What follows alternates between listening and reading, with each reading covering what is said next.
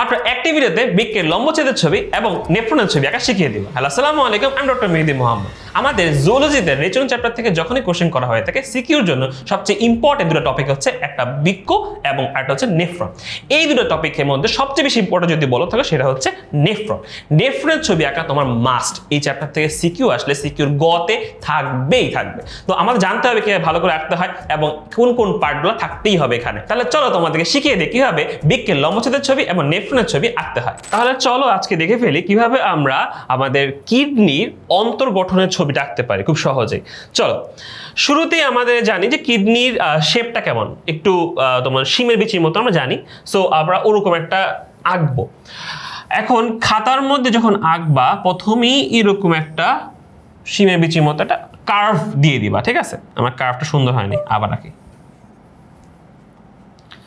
প্রথমে এখন আমরা একটা শিমের বিচির মতো কার্ভ দিয়ে দিব, ওকে? আচ্ছা, কার্ভ দেওয়ার পরে এই জায়গায় দুইটা ভাঁজ দিয়ে শেষ। আমাদের মোটামুটি কিডনি স্ট্রাকচার দাঁড় হয়ে গেছে, ঠিক আছে? এটা বেসিক কিডনির চেহারা। এখন আমরা এখানে একটু ভিতরে নকশা করব। চলো নকশা করি। নকশা করার জন্য প্রথম যে কাজটা করতে হবে সেই কাজটা হচ্ছে যে আমাদের কিছু পিরামিড দিতে হবে। দাও পিরামিড দেই। এরা হচ্ছে পিরামিড।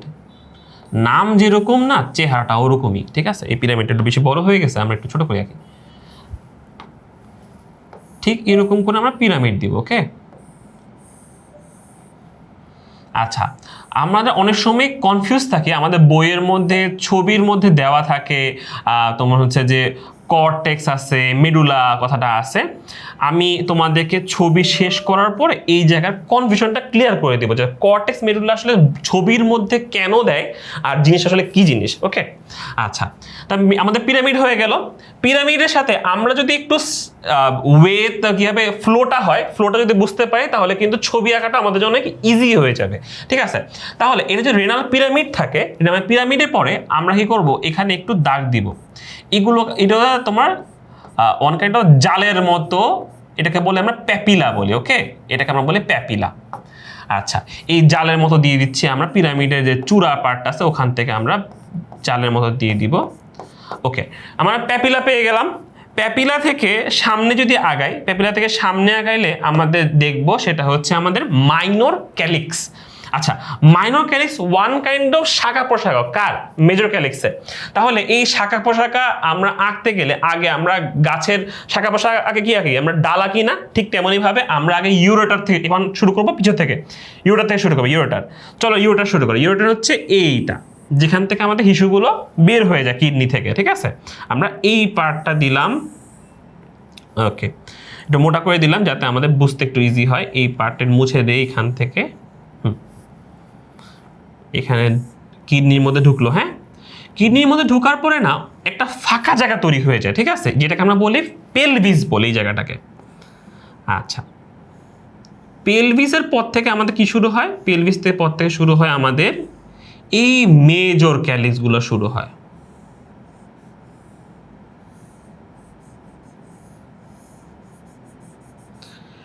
মেজর ক্যালিক্স, মেজর ক্যালিক্সের মধ্যে আমাদের এরকম গাছের ডালের মতো দিয়ে দিব, ঠিক আছে? তাহলে এই পার্টটা আমি আরেকটু যদি সুন্দর করার চেষ্টা করি, গাছের ডাল যেমন দেই না, গাছের ডালের মতো চেষ্টা করি একটু, আরেকটু দেখো।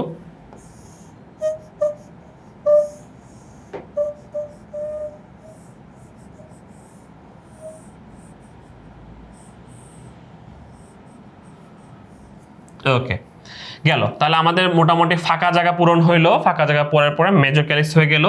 মেজর ক্যালিক্স থেকে শাখা প্রশাখা থেকে তৈরি হবে আমাদের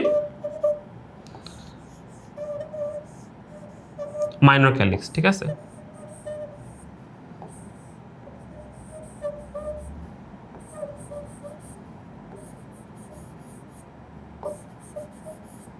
ওকে, তাহলে তোমার কাছে যদি মনে হয় যে ভাই মাইনর ক্যালিক্স দেখতে বাজে লাগতেছে বা আমাদের খাতার মধ্যে অনেক হিজিবিজি হয়ে যাবে, তাহলে তুমি মাইনর ক্যালিক্সের পার্টটাকে একটু ফাঁকা রেখে যেতে পারো, যেটা আমরা পরবর্তীতে আমরা একটা শর্টকাট ওয়েতে এটাকে আমরা ঠিক করব। দেখো, মেজর ক্যালিক্স আঁকার সময় এই জিনিসটাকে এখানে টেনে নিয়ে আসবা। তাহলে তোমার কাজ হচ্ছে জাস্ট পরবর্তীতে লেখার সময় যখন লেবেলিং করবা তুমি এটাকেই বলে দিও ভাই এটাই মেজর ক্যালিক্স, এই চিপা দিয়ে ছোট করে আছে মাইনর ক্যালিক্স আছে। দেখছো? ওকে, তাহলে আমাদের মেজর ক্যালিস মাইনর ক্যালিস হয়ে গেল, আমাদের ইউরেটার পর্যন্ত চলে আসলাম। এখন আমাদের নামকরণের পালা। ওকে, আমাদের কিন্তু বেসিক ছবি একটা কিডনির গঠনের জন্য যেই পার্টগুলো আঁকা লাগবে সেটা আমাদের মোটামুটি হয়ে গেছে। আমি নামকরণগুলো একটু করব, তার আগে আমার একটু বাহিরের যেই দিছিলাম সেই পার্টটাকে একটু আবরণটা ঠিক করে দিই, একটু মোটা করে দিই জায়গাটা, বাইরের পার্টটা। ওকে, এখন এখানে ওই যে বললাম তোমাদের কর্টেক্স এবং মেডুলা নিয়ে একটা ঝামেলা থাকে। কর্টেক্স আর মেডুলা অ্যাকচুয়ালি কিডনির একটা জায়গা বা জায়গার নাম, এটা কোনো স্পেসিফিক কোনো পার্ট না, এটাকে জায়গার নাম, ঠিক আছে? তাহলে এটা আসলে কোনটা? কর্টেক্সটা হচ্ছে কিডনির বাহিরের একটা এরিয়া, এই যে তোমার কিডনির বাহিরে যে সার্ফেস আছে না, এই সার্ফেসের কাছাকাছি যে এরিয়াটা, এই এরিয়াটাকে বলা হয় তোমার হচ্ছে কি, এটাকে বলা হয় তোমার হচ্ছে কর্টেক্স। এবং ভিতরের যে এরিয়াটা দেখতে পাচ্ছি এই জায়গাটাকে আমরা বলি মেডুলা। এটা কিন্তু একটা পুরোটা জায়গা, এই জায়গার মধ্যে পেলভিস আছে, আমাদের মাইনর ক্যালিস মেজর ক্যালিস আছে, অনেক কিছু অঙ্গাণু পার্টগুলো আছে, কিন্তু জায়গার নাম হচ্ছে মেডুলা পার্ট। এটা হচ্ছে মেডুলা পার্ট, আর উপরের বাহিরের দিকে অর্থাৎ পিরামিডের উপরের পার্ট পুরোটা হচ্ছে তোমার কর্টেক্সের পার্ট। আচ্ছা, আমরা জায়গাটা দিচ্ছি, একটু পরে লিখে দিচ্ছি। আগে নামকরণ করার ক্ষেত্রে আমরা শুরু থেকেই দিয়ে একেবারে লিখি। এটা হচ্ছে আমাদের রেনাল পিরামিড, রেনাল পিরামিড। ওকে, এটা প্যাপিলা, এটা প্যাপিলা। এই জায়গায় হচ্ছে মাইনর ক্যালিক্স। ভিতরের এই পার্টটার নাম হচ্ছে মেজর ক্যালিক্স। ওকে, এই যে মাঝখানে ফাঁকা জায়গা আছে না, এটার নাম হচ্ছে পেলভিস, এটার নাম হচ্ছে পেলভিস। আর যেটা ফাঁকা জায়গা যেখানে শেষ হয়ে নতুন একটা লাইন তৈরি হয়েছে, এই পার্টটার নাম হচ্ছে ইউরেটার।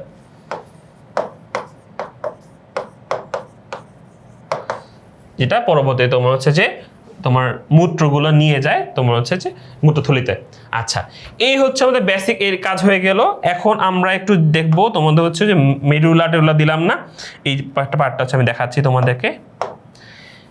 এই যে এখন আমার, আচ্ছা কালারটা একটু বেশি কম হয়ে গেছে, এই যে এক্সট্রাটা কালার দিলাম না, এই কালারের উপরের পার্ট যা দেখতেছো সবগুলো হচ্ছে আমাদের কর্টেক্সের পার্ট, আর ভিতরে যে পার্ট দেখতে পাচ্ছ সবগুলো হচ্ছে আমাদের মেডুলার পার্ট। তাহলে আমাদের মোট হয়ে গেল, এটা হচ্ছে আমাদের কিডনির একটা স্ট্রাকচার, যেটা আমাদের বিভিন্ন কোশ্চেনে গ নাম্বারে আসতে পারে। সেটা যখন বর্ণনা লিখবা অবশ্যই সাপোর্টিং একটা ছবি দিয়ে দিবা, সাপোর্টিং ছবিতে অবশ্যই এই নামগুলো মেনশন করবা, গঠনের মধ্যে কি আছে না আছে, ঠিক আছে? তো আর লাস্ট কাজ হচ্ছে আমাদের চিত্র কি আছে, চিত্র হচ্ছে আমাদের কিডনি লম্বচ্ছেদ।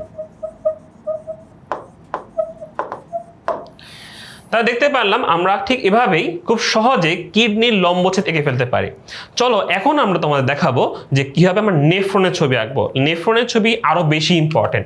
যখন আমাদের কিডনি চ্যাপ্টার থেকে কোশ্চেন হয় তখন কিডনি গঠন থেকে বেশি কোশ্চেন হয় নেফ্রন থেকে। সো নেফ্রনের ছবি আঁকা শুরু করি আমরা। চলো শুরু করতেছি। এখন দেখি নেফ্রনের কতগুলো পার্ট আছে, এই পার্টগুলোর মধ্যে আমরা একটু নামগুলো খেয়াল রাখবো কি হচ্ছে না হচ্ছে। শুরুতেই আমরা একটা পেয়ালার মতো একটা জিনিস আঁকবো, দেখো ঠিক কি হবে। এটা হচ্ছে বোমেন্স ক্যাপসুল। ওকে, বোমেন্স বিজ্ঞানী বোমেন এটা আবিষ্কার করেছিল, এই জন্য নাম হচ্ছে বোমেন্স ক্যাপসুল। বোমেন্স ক্যাপসুলের উপরে থাকে হচ্ছে আমাদের গ্লোমেরুলাস। দেখি একটু ছবিটা আঁকার চেষ্টা করে গ্লোমেরুলাসে। গ্লোমেরুলাসে অ্যাকচুয়ালি কি হয় আর আমরা ছবিতে কি আঁকবো দেখা বলে দিচ্ছি। অ্যাকচুয়ালি যেটা হয় যে গ্লোমেরুলাসে এখানে অনেকগুলো রক্ত নালীগুলো পেঁচানো থাকে, ঠিক আছে? যেহেতু ছবিতে আমরা যদি এরকম পেঁচানো একটা নালী আঁকার চেষ্টা করি তাহলে কিন্তু আমাদের ছবিটা খুব বাজে হয়ে যাবে। এই জন্য যেটা আমরা করব, ইজিলি একটা এরকম বড় একটা ব্যাগ আঁকবা, ব্যাগ আঁকার পর এখানে কয়েকটা গোল্লা গোল্লা দিয়ে দিবা। এটা খুব সহজে গ্লোমেরুলাস আঁকার হবে, ঠিক আছে? গ্লোমেরুলাস আঁকার জন্য আমরা এই কাজটা করব। আচ্ছা, বোমেন্স ক্যাপসুল তো আমাদের শেষ হয়নি, এখনো পার্ট বাকি আছে। বোমেন্স ক্যাপসুলের ক্ষেত্রে দেখো, বোমেন্স ক্যাপসুলের সামনে দিকে যাবে একটু। বোমেন্স ক্যাপসুল শেষ হওয়ার পরে কিছু হবে আমাদের যে নালিকাগুলোর মধ্যে প্রথমে থাকবে প্রক্সিমাল পেঁচানো নালিকা। প্রক্সিমাল মানে কাছে, তাহলে বোমেন্স ক্যাপসুলের এই কাছে কি আছে, এখানে আমাদের প্রক্সিমাল পেঁচানো নালিকা থাকে।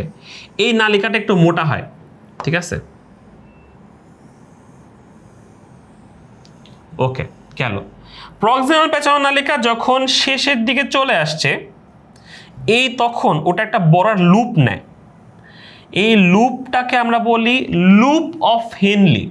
কি বলি এটাকে? এটাকে বলি আমরা লুপ অফ হেনলি। বিজ্ঞানী হেনলি আবিষ্কার করছে এটাকে, এই যে তার নাম অনুসারে নামটা করা হয়েছে লুপ অফ হেনলি। এখন তুমি বলতে ভাইয়া আপনার তো একটু নড়াচড়া হচ্ছে বেশি, তুমি চেষ্টা করবা যতটুকু নড়াচড়া না করে ছবিটা আঁকা যায়, ঠিক আছে?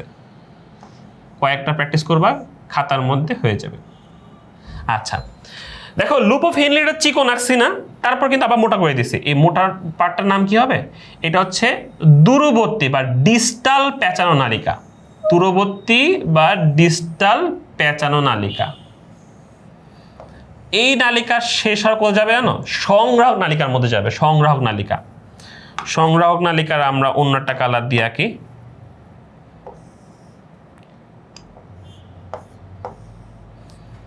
এখানে আমি কেন এটা দিচ্ছি বারবার, দেখো একটু। সংগ্রাহক নালিকা আসলে অনেকগুলো নেফ্রনের সাথে কানেক্টেড করা থাকে, অনেকগুলো নেফ্রন থেকে সে সংগ্রহ করে, এই জন্য ওর নাম হচ্ছে সংগ্রাহক নালিকা। ওকে, তাহলে আমরা একটা নেফ্রনের ছবি আসি, এই জন্য আমরা সংগ্রাহক নালিকা শুধু একটাতে যুক্ত করছি। এরকম এখানে একটা নেফ্রন থাকে, এখানে একটা নেফ্রন, এখানে নেফ্রন, নেফ্রন, নেফ্রন, অনেকগুলো নেফ্রন থাকে। আমরা জানি লাখ লাখ নেফ্রন থাকে, রাইট? সো এই হচ্ছে আমাদের টোটাল বেসিক একটা ছবি দাঁড় হয়ে গেছে নেফ্রনে। এই নামগুলো লিখে ফেলতে হবে। এটা হচ্ছে আমরা কি বলছি, এটা হচ্ছে আমাদের, কালারটা চেঞ্জ করি, এটার নাম হচ্ছে Bowman's capsule, sorry, Bowman's capsule. Okay, এটার নাম হচ্ছে গ্লোমেরুলাস। গ্লোমেরুলাস। এটার নাম হচ্ছে তোমার প্রক্সিমাল।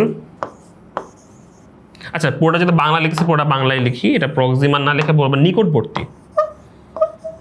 নিকটবর্তী পেঁচানো নালিকা। এটা হচ্ছে লুপ অফ হেনলি।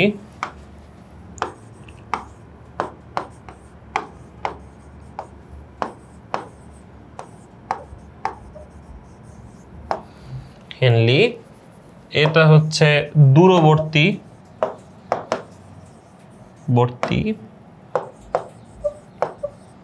পেঁচানো নালিকা। আর এই যে সংগ্রাহক নালিকা।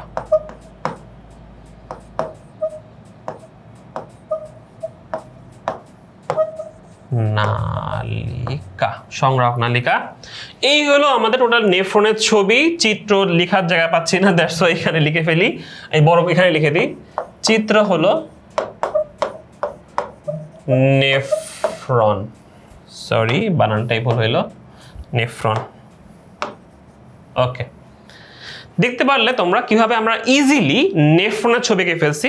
আমাদের কিডনি চ্যাপ্টার থেকে দুইটা ছবি খুব বেশি ইম্পর্টেন্ট। একটা হচ্ছে কিডনির মেইন বেসিক স্ট্রাকচার যেটা লম্বচ্ছেদ, আর একটা হচ্ছে নেফ্রন। নেফ্রনটা অনেক বেশি আসে, এটা বেশি ইম্পর্টেন্ট। সো এটা ভালো করে আঁকার চেষ্টা করবা তোমরা, অনেক বেশি বেশি প্র্যাকটিস করবা, তাহলে তোমাদের কিন্তু হয়ে যাবে। আর এই যেভাবে আঁকলাম সেই ওয়ে তোমরা ইউজ করে তোমরা খুব কম সময়ে আঁকতে পারবে। আর একটা জিনিস হচ্ছে ছবি আঁকার ক্ষেত্রে সবচেয়ে বেশি কাজ করবে, সেটা হচ্ছে প্র্যাকটিস। অনেক বেশি প্র্যাকটিস করতে হবে ছবি আঁকা। তাহলে দেখা হচ্ছে তোমাদের সাথে নেক্সট ভিডিওতে।